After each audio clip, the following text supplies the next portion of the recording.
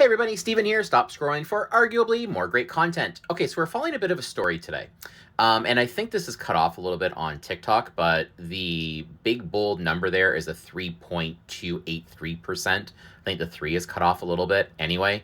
As you guys know, 5-year fixed, longer term rates, they're definitely coming down. Like over the last, I'd say 6 to 7 weeks, rates have been on a decline. We're seeing some lenders drop as much as 85 basis points.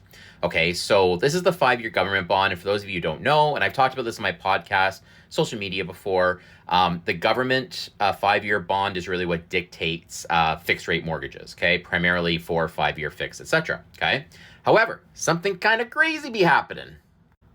Here is the 2-year government bond. Okay, so shorter term rates, 1, 2, and in some cases 3, really haven't moved too much. Okay, and that's because this bond has stayed relatively high. Well, now, and again, I think it's cut off a little bit, we're at 3.781%. But that graph there that's like fallen off a cliff is basically the bond dropping from almost 4.25 down to this 3.781%. So if banks are getting this money for their mortgages from the bond market, that means the money's cheaper. That means we could see a drop in short-term mortgage rates, which would be a great treat to give clients some great options. Now, small disclaimer here, okay? I'm not saying run out and take a fixed rate mortgage.